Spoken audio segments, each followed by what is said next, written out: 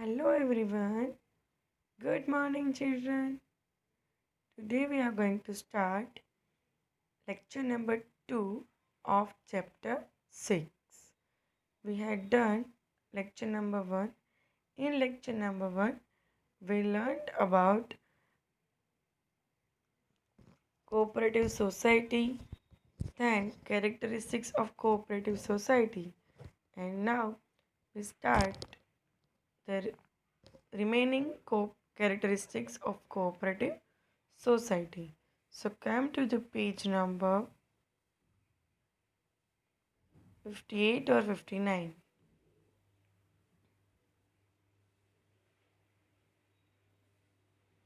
So here in last lecture we studied about cooperative society meaning and then characteristics. So we have learned total 5 characteristics of cooperative society. Voluntarily association, easy formation process, equality of members, separate identity and democratic management. And now we start the sixth characteristics, that is main motive of service. The main objective of cooperative society is to serve members. That means in cooperative society main motive is not a profit making. Generally in partnership, sole proprietorship or any kind of business, a main motive is the profit making. But in cooperative society main objective of is provide a service. Profit is a secondary objective, not a primary. And economic development of members is through service motive. Cooperative society attempt to raise the living standard of members and make them self-reliant. For example, the aim of consumer cooperative society is to provide the goods of proper quality at fair price. See, in this type of co-organization, mostly profit is a secondary objective. So, first main objective is to serve members, and through the service motive, that can develop of economic development of members, and also it attempts to rise for the living standard of members of their society and also make them self-reliant and also provide a good quality goods with the fair price, not with the high charge of price. Then the seventh is fair distribution of profit. In spite of motor service, if there is excess of income, the profit is distributed among the members of society, subject to the provision of law. Residual profit is utilized for the welfare of members of society. Then eighth, low price of share. Person with low income can purchase shares and become the member of society. So if the price of shares cooperative society is very low. So any person can purchase the share of cooperative society and make a member. Sometimes installment facility is also provided for the member instead of paying full amount at once. So any person can be easily make a member of cooperative society by the purchase of share. Voting right per member. See, comparatively partnership companies in cooperative society, voting right is different because in companies form voting right is per share, but in cooperative society voting right is per member. So each member is entitled to single vote regardless of number of shares held by him. So representatives are elected on the basis of principle of one member, one vote. And conference and training classes are planned to promote equality and brotherhood and to add knowledge among the members. Then, number 10, separate institutions from politics and religion. See, cooperative society is not a kind of politics or a religion institutes, it is a totally different. Membership of cooperative society is open to all, irrespective of religion, caste, and sex. In this type of organization, it is not prejudice or bias between religion or caste or sex. Cooperative society cannot exist on political or religious principle. Thus, cooperative society is separate from politics and religion. Characteristics 11. Unrestricted numbers of members. There is no restriction of numbers of members, so that as many persons as possible can become members of society for their economic upliftment, that is economic development. That means maximum numbers in cooperative society is not identified in any law. So in this type of organization, maximum number limit is not restricted. So here we done the characteristics of cooperative society. Now we just pick the head points of characteristics and then start the new topic. Voluntarily association, easy formation process, equality of member, separate identity, democratic management, main motive of service, fair distribution of profit, low price of share, voting right per member, separate institutions from politics and religion, and last one is unrestricted numbers of member. So here we done characteristics. I hope you all cleared about this. So we'll start the advantage of cooperative society. But before that, you just read or go through the characteristics. Then we'll start the advantages of cooperative society. So here you have just 2 minutes to revise the characteristics and meaning of cooperative society. Then we'll start the next topic. Okay? So your time start now.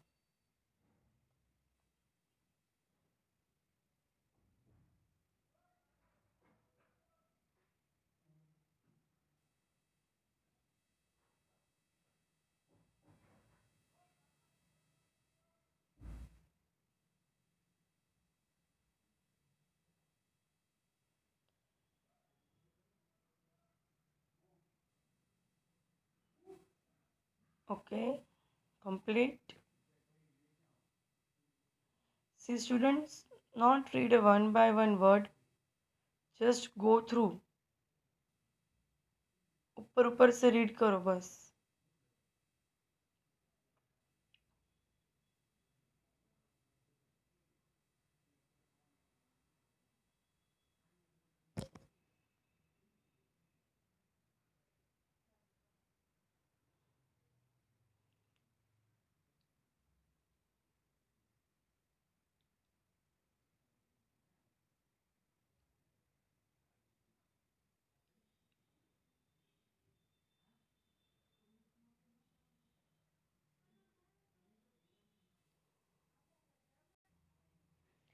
Advantage of cooperative society.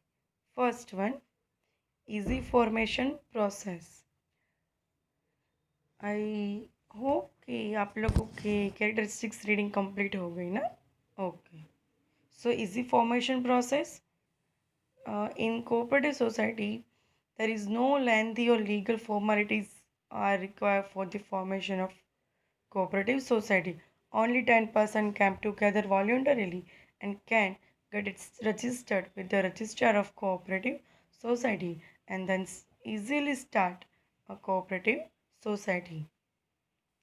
Then perpetual existence. As soon as cooperative society is registered, it gets a separate legal existence from its member. Then, death, insolvency, or resignation of members do not affect the existence of society. That means here the cooperative society and the members of cooperative society totally different. That means if any members of a cooperative society or all the members of cooperative society died or declared insolvent, but the existence of cooperative society is continuing, so in this sense, society enjoy a long life. Then third one is open membership. That means in this membership is open to all those who have common interest. Religion, caste, sex, or economic condition do not become the obstacle. That means a barrier in getting membership. That means we can say that any person from from any religion, caste, or sex, he can member of cooperative society. Limited liability of members. See, a liability of members of society limited to the share purchased by them.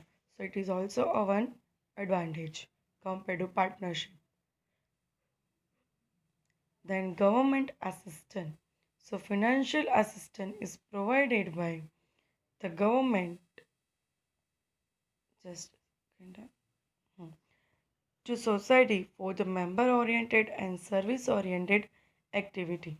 This assistance is in form of loan or grant or subsidy. So first five advantage we just completed. First one is easy formation process. That means no legal formalities are required. That perpetual existed. So there is a separate legal identity from its member. Open membership. That means anyone can make a members in cooperative society with the purchase of shares. Then limited liabilities limited to the shares purchased by them. And government assistance like financial assistance provided by government like in form of loan, grant, subsidy or except any other form. Then democratic management. Each member of society is entitled to give a single vote per person. Decisions are taken by majority. Every member has a right to contest election, to cast vote, to participate in discussion, and to elect representative. The executive committee elected by the members managed the society in democratic manner. See, in this type of organization, every member of society is entitled to give a single vote per person, right? So decisions are taken by mostly majority, and every member has to write a contest election. I mean to say, has to write to participate in election and also cast vote. So, participate in discussion and to elect representative of cooperative society. And the executive committee is elected by the members, manage the society in democratic manner.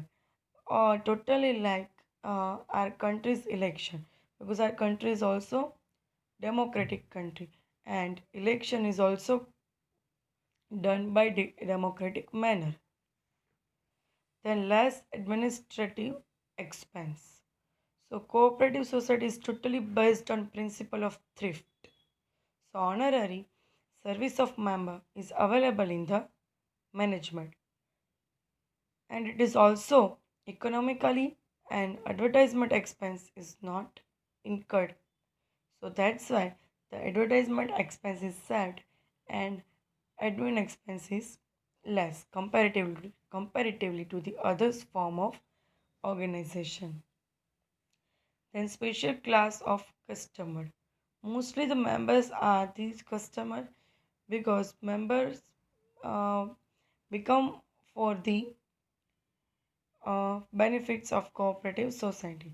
So mostly the members of cooperative society are the customer of cooperative society, but members are specific and goods are sold only to them, not for the outer customer, but only for the members of cooperative society. Then, strong competition against trading institution. Sometimes trading institution, in lieu of the more profit, indulge in adulteration, cheating, black marketing, etc. So, cooperative society can stand as a strong competitor against trading institution because a cooperative society ensure economic upliftment, social and economic justice to the member. In addition to this, it is free from unfair trade practices followed by trading institution. See students, in trading institutions mostly a main objective is profit making. So for the profit making, they can charge a higher price from the customer. So that is unfair trade. But in cooperative society, not like that. So it is free from unfair trade practices and also free from cheating, black marketing, etc. Next, welfare activities for society. So, cooperative society conduct a welfare activities for the society like arrangement of medical diagnosis camp at low fees or free of cost. Then provide and maintain a service of dispensaries, schools, gardens, etc. So these all types of service provided to the members of cooperative society at very low cost or free of cost. That's why the benefits also provide to the children of members and also a family of that members. So it is a very perfect or a useful organization and beneficial for the members of that organization. And welfare activities compared to the companies and other forms of business organization is good in this organization. So here we done total 10 advantages and now 2 is pending which will complete to the next lecture. So here we done total 10 advantages. First one, easy formation operation process. Second, perpetual existence. Third, open membership. Fourth, limited liability of members. Fifth, government assistance. Sixth, democratic management. 7. Less administrative expense. 8. Special class of customer. 9. Strong competitors against trading institute. And the 10th, welfare activities for the society. And 11 and 12, training school for democracy and economic upliftment and growth of members. So in today's homework, write characteristics with detailed information in fair note and write the head points of advantage of cooperative society in head point book and also write a one time head points of characteristics and advantage of cooperative society in rough book for learning purpose. So here we done today's lecture. I hope you all enjoy a lot today's lecture.